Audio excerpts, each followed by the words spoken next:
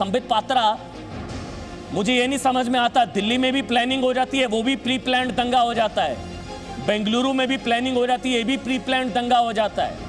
मतलब अगर ये लोग कामयाब हो जाते तो बेंगलुरु में तो दिल्ली से भी ज्यादा बुरा हाल हो सकता था। संबित। अमन जी, मैं आपको और आपके चैनल को धन्यवाद देना चाहूँगा। जी मेरी आवाज़ आ रही है आप तक अमन जी? बोलिए बोलिए। हाँ, मैं आपको धन्यवाद देना चाहूँगा और जी न्यूज़ को धन्यवाद देना चाहूँगा कि आप लोगों ने जिस प्रकार से इन्वेस्टिगेशन किया है और जो सच्चाई आज आप सामने रख रहे हैं, वैसे तो ये चौंकाने वाला होना चाहिए था, मगर अब हम सबको पता चल चुका है कि इनका जो मॉडस ऑपरेंडाई है ये किस प्रकार का मॉडस ऑपरेंडाई है। दिल्ली में हमने देखा था किस प्रकार से इन दंगाइयों ने ताहिर हुसैन के घर के ऊपर, जो एक कॉरपोरेटर था, जो एक पॉलिटिशियन था, उसके घर के ऊपर बाकायदा पेट्रोल बॉम्ब से लेकर सारे असले, पत्थर इत्यादि इकट्ठे करके रखे हुए थे और किस प्रकार से बॉम्ब लॉन्च करने के लिए छोटे से होममेड मिसाइल लॉन्चर तक बना के रखा हुआ था। और आज जब बेंगलुरु में हम ये सब देख रहे हैं तो बिल्कुल, जिसको अंग्रेजी में कहते हैं डेजा भू, फिर से उसी प्रकार की भावनाएं, उसी प्रकार का पूरा प्रकरण हमारे सामने आ रहा है। याद करिए, यहां पर ताहिर हुसैन था और जहां तक बेंगलुरु का सवाल है वहां मुजम्मिल पासा भी एसडीपीआई से इलेक्शन लड़ चुके हैं। और जो दूसरा व्यक्ति हिरासत में लिया गया है और जिसका नाम आया है उसका नाम है खलील पाशा। ये पति हैं वहां के सिटिंग कॉरपोरेटर के, जहां पर ये पूरा का पूरा कांड हुआ है। तो आप देखिए, इसमें भी बहुत पावरफुल लोग, कम्युनिटी के बहुत पावरफुल लोग, पॉलिटिकली इन्फ्लुएंशियल लोग, इन लोगों ने इंस्टिगेट किया। ये एक मैं आपको शेयर कैमरा पर्सन से कहूंगा, इसे जरा सामने से दिखाए। इसे फेसबुक में पहले से डाला गया। जी संबित, ये आप लोगों से ज्यादा पावरफुल होते हैं क्या? मतलब आप कह रहे हैं प्री प्लान्ड था, मैं भी कह रहा हूं प्री प्लान्ड था। एफआईआर की कॉपी मेरे पास है, एफआईआर में लिखा गया 800 दंगाई आए, इकट्ठा हुए, प्लानिंग थी, गुरिल्ला तरीके से हमला किया गया, पेट्रोल बम सब कुछ था, प्री प्लान्ड था। दिल्ली भी, ये भी। ये बार बार आप जब कहते हैं प्री प्लान्ड, तो ये अपनी नाकामी नहीं बताते हैं आप कि हाँ ये हमारे रहते ये प्लानिंग कर लेते हैं, हम कुछ नहीं कर पाते हैं। दिल्ली के बाद बेंगलुरु, मुझे नहीं पता मैं कल को बेंगलुरु के बाद कोई और राज्य ना देखूं। ये प्री प्लान्ड कह के आप अपनी नाकामी नहीं बताते मेरे ख्याल से। या ये आपसे ज्यादा पावरफुल हैं क्या? नहीं, आपका प्रश्न बिल्कुल वाजिब है और मैं इसका एक बहुत अलग तरीके से जवाब देता हूं। कई बार मुझे लगता है कि पॉलिटिकली करेक्ट नहीं होना चाहिए, जो हकीकत है उसे बयान करना चाहिए। आप याद करिए, मैं ये कल से उदाहरण दे रहा हूं क्योंकि बहुत सटीक उदाहरण है। आप याद करिए, 2012 में रोहिंग्या मुसलमानों के ऊपर बर्मा में अत्याचार हुआ था, तथाकथित अत्याचार हुआ था। उसके पूरे विषय को लेकर हिंदुस्तान में आजाद मैदान, मुंबई के आजाद मैदान में एक प्रदर्शन आयोजित किया गया था कि बर्मा के ऊपर हिंदुस्तान, हाँ बोलिए, हाँ, कि बर्मा के ऊपर हिंदुस्तान जो है वो दबाव बनाए। तो आज़ाद मैदान में जिस प्रकार से लाखों की संख्या में इस्लामिस्ट इकट्ठे हुए थे, किस प्रकार का दंगा हुआ था, वह अमर जवान ज्योति को किस प्रकार से डेसिक्रेट किया गया था, वो तस्वीर आज भी हमारे हृदय में जीवंत है। तो आप याद करिए, ये एक ऐसी मेंटालिटी है, ये एक हर्ड मेंटालिटी है इस्लामिस्ट्स की। मैं बार बार कहता हूं, इस्लाम नहीं, इस्लामिस्ट्स की, जो लोग कहीं ना कहीं देश विरोधी ताकतों को पैदा कर रहे हैं। ये जो गजवाए हिंद के विषय में हम बताते हैं, ये एक आइडियोलॉजी है। और मैं कल से कह रहा हूं, आज भी आपके चैनल में एक कैवियाट के रूप में कह दूं कि मुझे अल्लाह के इस्लाम के खिलाफ कुछ नहीं कहना है, मगर मुल्ला का इस्लाम जो होता है, जो ये एक सेइंग है, अल्लाह का इस्लाम वर्सेस मुल्ला का इस्लाम, ये जो कट्टरपंथ है, इस कट्टरपंथ को समाप्त करने की आवश्यकता है। और बहुत ही तरीके से नहीं, मेरे को एक तो सईद अब्बास, मैं आपको रिक्वेस्ट कर दूं, मैं डिबेट में जिसका नाम लूं वो बोलेगा, बीच में कोई नहीं बोलेगा, अपनी बात हर कोई कंप्लीट करेगा। मैं जब आपका नाम लूंगा तब बोलिएगा। मैं आपसे रिक्वेस्ट कर रहा हूं, मैं आपका ऑडियो नहीं बंद करना चाह रहा, बहुत बड़ा पैनल है, ठीक है? रिक्वेस्ट कर रहा हूं मैं आपसे। संबित पात्रा, एक 30 सेकंड में एक और जवाब। ये लोग मेरे को गुस्सा इस चीज का, ये लोग आपसे ज्यादा पावरफुल हैं क्या? ये लोग आपसे ज्यादा ताकतवर हैं क्या? ये कट्टरपंथी, ये ताकतें आप क्यों नहीं, मतलब या तो आप कह रहे हैं प्री प्लान्ड था, साफ हो गया, आप क्यों नहीं रोक पाते हैं? इंटेलिजेंस फेलियर है, क्या है पता नहीं लगता है। इन्होंने ऐसी तैयारी की हुई थी, पेट्रोल बम से लेकर ट्रेनिंग दी गई है इनको, नक्सली तरीके से गुरिल्ला इन्होंने अटैक किया, पुलिस वालों को मार देते ये लोग नारे लगा रहे पुलिस वालों को मारो, किल दी कॉप्स। आप क्यों नहीं रोक पाते हैं? दिल्ली, बेंगलोर, अब अगला कोई और राज्य ना हो, आपको मानना पड़ेगा, ये आपकी नाकामी है। देख,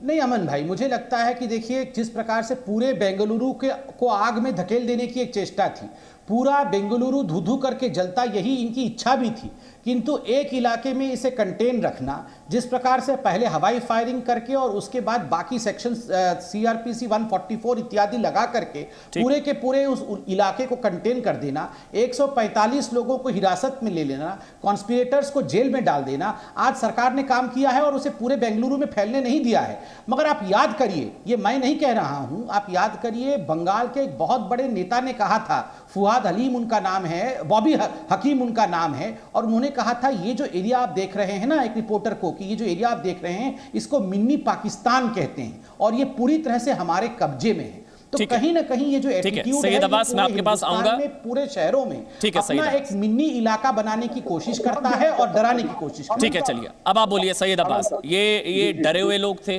ये डरे हुए शांति दूतों की आपने मेरे ख्याल से रिहर्सल देख लिया, क्या देख लिया? ये डरे हुए लोग थे, क्या मकसद था? ये पोस्ट तो बहाना था ना, ये लोगों ने तो बहाना ढूंढ रहे थे, पोस्ट तो बहाना, मकसद दंगे भड़काना।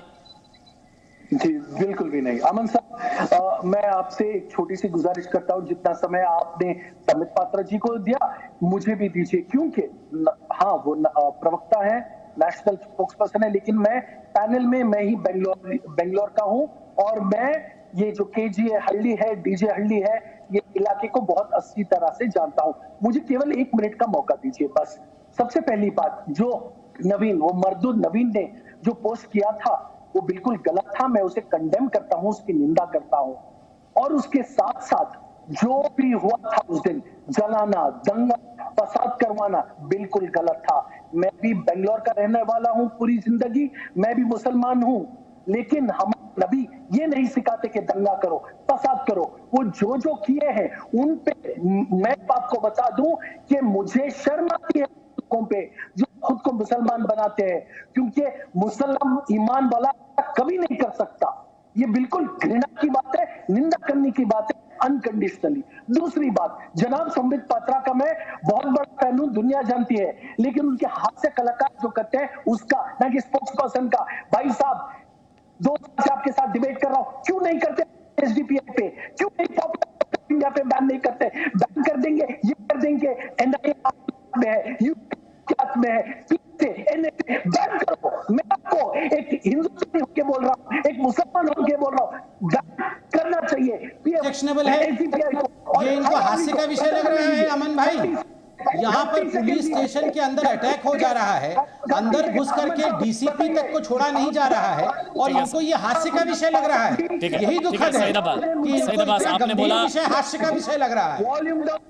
एसडीपीआई पीएफआई बैन, ठीक है सईद अब्बास, आपने बोला एसडीपीआई, आपको पूरा मैंने 1 मिनट का समय दिया, आपने बोला एसडीपीआई पीएफआई बैन, आपने बोला एसडीपीआई पीएफआई बैन, ठीक है, मैंने आपको पूरा समय दिया, मैं आगे बढ़ रहा हूँ, अब मेरे को आगे बढ़ना होगा। हाँ बोलिए आराम से। हाँ बोलिए जनाब, और खुश हूँ कि यहाँ पे पावर में है, भाजपा सरकार है। और भाई साहब, आप तो खुलेआम कह रहे हैं ये प्लान है, संबित पात्रा जी, प्लान है तो आपकी इंटेलिजेंस फेल हो गई, आपकी होम मिनिस्ट्री फेल हो गई, आपका पुलिस फेल हो गई, उसके लिए क्या कहेंगे? बड़ा thankful to you sir, national television. चलिए ठीक, ये सवाल मैंने भी पूछ लिया, एसडीपीआई को। ठीक, बहुत बढ़िया। प्रीति पांडे, संगीत रागी, आपके पास आऊं उससे पहले एक बार प्रीति पांडे, मतलब ये तो फिर ये और बड़ी साजिश थी, ये दिल्ली दंगों का मॉडल था जो बेंगलुरु में अपनाया गया। अब संबित कह रहे हैं इनको कंटेन हमने एक इलाके तक कर लिया, इनकी चलती है, ये कामयाब हो जाते तो जिस तरह दिल्ली जली उस तरह बेंगलुरु भी जल सकता था। और पहले से तैयारी थी, ऐसा नहीं था कि एक पोस्ट से गुस्सा हुए थे अचानक से ये लोग सड़कों पर आ गए, ऐसा नहीं था, इनकी पहले प्लानिंग थी, बस एक बहाने की तलाश थी। अमन जी अमन जी, आपके इसी चैनल पे ताल ठोक के इसी प्रोग्राम पे हम लोगों ने दिल्ली दंगे के दौरान स्पेशली आपके साथ एपिसोड करते समय ये बात हम लोगों ने कही थी कि दिल्ली जिस तरह से दिल्ली में दंगे हुए थे और ट्रेनिंग के तहत हुई थी, प्रॉपर लगता था एक लंबी ट्रेनिंग के बाद जो वहाँ कट्टरपंथी इकट्ठा हुए थे, वही सेम चीज़ शायद उससे ज़्यादा भयानक वो तस्वीर ले सकती थी बैंगलोर की। और मैं फिर आपके चैनल पे आपके माध्यम से कहती हूँ कि आज भी अगर सेंट्रल गवर्नमेंट ने, संबित पात्रा जी इस चैनल पे है सर, आप आपसे अनुरोध है कि इस तरह के जितने लोग यहाँ पे इस कट्टर मानसिकता के लोग इस देश में हैं, अगर उनको कंट्रोल नहीं किया गया तो हमने केरल भी देखा है, हमने बंगाल भी देखा है, हमने दिल्ली दंगे भी देखे हैं, हमने कश्मीर भी देखा है, हम बैंगलोर भी देख रहे हैं। शायद एक एक राज्य इसी तरह थू थू करके जलता रहेगा और ये ट्रेनिंग जिहाद की, कट्टर मानसिकता की अमन प्रॉपर चल रही है, क्योंकि ये पॉसिबल नहीं है कि अचानक से किसी ने पोस्ट पे लिखा। अगर आपको उससे आपत्ति है तो देश में कानून है, कॉन्स्टिट्यूशन है, अदालतें हैं, वकील हैं, आप उसके तहत जाएंगे। आप कानून हाथ में लेके नहीं जाएंगे। आप पूरे 300-400 लोग अचानक से इकट्ठा हो जाते हैं, किसी का घर जला दे रहे हैं, किसी के पूरे शहर में आगजनी कर रहे हैं, आप दंगाई कर रहे हैं। ये पॉसिबल नहीं है कि 300 लोग अचानक से इकट्ठा हो जाते हैं। ये पूरी प्लानिंग के तहत हुआ है, पहले से प्लानिंग थी और पहले से ये था कि कुछ भी अगर होता है तो हम पूरे शहर को जलाएंगे। और अमन, एक चीज मैं और ऐड करती हूँ, कहीं ना कहीं वो जो कुछ लोग हैं, मैं आपके चैनल पर फिर कह रही हूँ, सारे लोग नहीं पर कुछ लोग राम मंदिर के जज्बात, जिस तरीके से लोग बयान कुछ लोग देते आए कि हम सत्ता में आए तो फिर से मंदिर तोड़ के मस्जिद बनाएंगे। बहुत से लोग अनुच्छेद 370 पे खुश नहीं थे, बहुत से लोग ट्रिपल तलाक के बाद फैसले के बाद खुश नहीं थे। ये सारे लोग जो ये बैंगलोर में कहीं ना कहीं ये सब संदिग्ध हैं और इन सबको जेल होनी चाहिए। इन सबको होम मिनिस्ट्री के द्वारा एक लेकिन मेरे को इनकी लिस्ट मेरे लिए तो बहुत जरूरी है मैसेज देना, ये जेल में भेजना चाहिए।